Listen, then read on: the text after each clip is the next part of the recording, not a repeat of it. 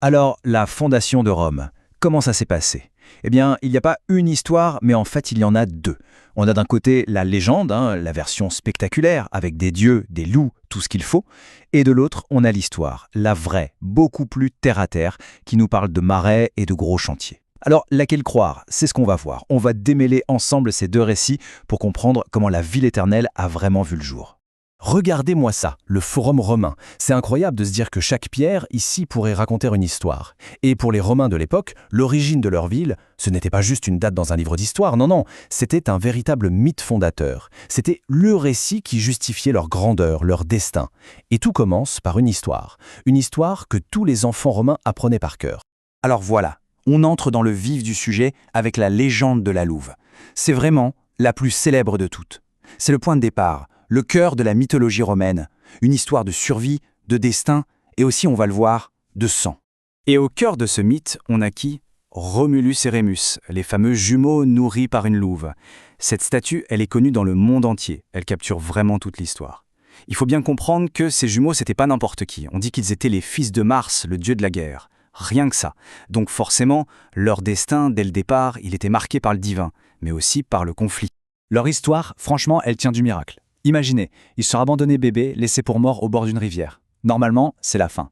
Mais non, la nature, incarnée par cette louve, et puis les dieux, évidemment, en décident autrement. La louve les sauve, les nourrit. Et plus tard, c'est un berger qui les trouve et les élève. Eux, ils grandissent sans savoir qu'ils ont du sang divin. Mais ils développent une force, une ambition, digne de leurs ancêtres. Alors les années passent, les jumeaux deviennent adultes, et là, ils ont une idée. Fonder leur propre ville.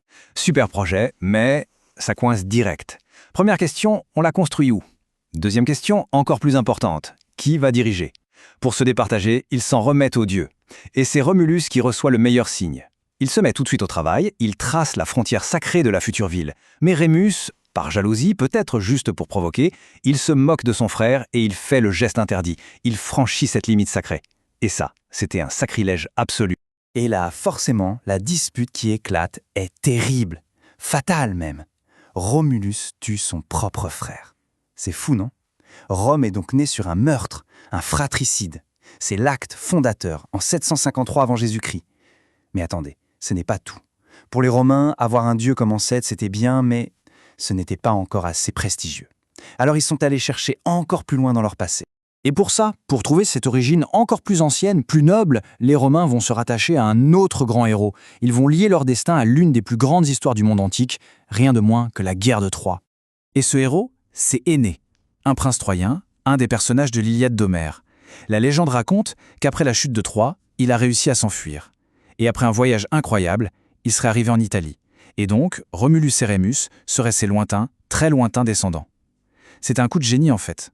En se disant descendants d'Énée, les Romains s'offraient une lignée héroïque, super ancienne et super prestigieuse. Et ça, c'est la clé. Héritier des Grecs, pas de simples imitateurs. C'était ça l'idée. Il ne s'agissait surtout pas de dire « on copie les Grecs », même si leur culture était hyper prestigieuse. Non, le message c'était « on est leur successeur légitime parce qu'on descend des Troyens ». Et ça, c'était juste la justification parfaite pour leur ambition qui était, ni plus ni moins, de dominer tout le monde méditerranéen. Voilà, ça c'est pour la légende. C'est une histoire magnifique, on est d'accord, pleine de symboles. Mais la grande question c'est, est-ce que c'est vrai? Qu'est-ce qui se passe quand on met de côté le mythe et qu'on écoute ce que les historiens et les archéologues ont à nous dire? Alors, passons à la version des scientifiques.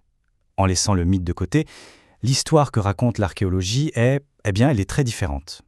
Moins spectaculaire, c'est sûr, mais vous allez voir, elle est tout aussi fascinante. Imaginez un peu le décor, au 8e siècle avant notre ère. Le site de la future Rome, ça n'a rien d'une grande ville. C'est une plaine marécageuse, au bord du fleuve, le Tibre. Autour, il y a quelques collines, et sur ces collines, des petites communautés de bergers qui vivent dans des cabanes. On est très très loin de l'acte fondateur d'un héros fils de Dieu. Donc, l'idée d'une fondation en un seul jour, à une date précise comme 753, c'est une fiction, c'est clair.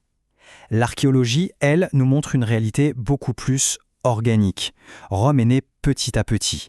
C'est un long processus. C'est la réunion progressive des différents villages qui étaient installés sur les collines. Du coup, la question c'est, si ce n'est pas Romulus, qui a bien pu transformer ces petits villages en une vraie ville? Eh bien la réponse, elle vient de leurs voisins de l'époque, les Étrusques. Ce sont donc les rois étrusques, un peuple qui était plus avancé qu'eux à l'époque, qui vont vraiment tout changer au 7e siècle. Et leur coup de génie, le truc qui a tout débloqué, ça a été d'assécher les marais. C'était un travail d'ingénierie gigantesque pour l'époque. Et c'est ça qui a permis de créer un espace central, sec, une grande place publique où tout le monde pouvait se retrouver, faire du commerce. C'est la naissance du forum. Et avec le forum, la ville était vraiment née. Ok, donc on se retrouve avec deux histoires bien distinctes, la légende divine d'un côté et la réalité historique de l'autre. La question qui se pose, c'est pourquoi ? Pourquoi les Romains ont-ils eu besoin de cette légende alors que l'histoire réelle existait ? C'est là qu'on touche à tout le pouvoir du mythe. Si on les met côte à côte, les différences sont flagrantes. D'un côté, un fondateur, Romulus, fils de Mars. Une date précise, 753. Un acte héroïque. De l'autre, des ingénieurs, les rois étrusques. Une période, le 8e siècle, et un processus lent, une construction graduelle. Radicalement différent, n'est-ce pas ? Alors comment une ville a-t-elle pu avoir deux récits de naissance aussi opposés ? Et c'est là qu'on comprend l'essentiel. Un mythe, ce n'est pas juste une histoire fausse, non. Un mythe, c'est un récit qui donne du sens. Pour les Romains, la légende de Romulus, son but n'était pas de décrire le passé avec précision. Son but, c'était de construire leur futur. C'est une histoire qui a permis de créer une identité commune pour tous les Romains, qui affirmait que les dieux étaient avec eux et qui gravaient des valeurs comme le courage et le destin au cœur même de leur culture. Finalement, l'histoire de la fondation de Rome, elle nous rappelle une chose fondamentale. Chaque civilisation, chaque peuple se construit sur des récits. Et ça nous amène à une question pour nous aujourd'hui. Même dans nos sociétés qu'on dit si modernes et rationnelles, quelles sont les grandes histoires, les mythes fondateurs qu'on continue de se raconter pour savoir qui on est ?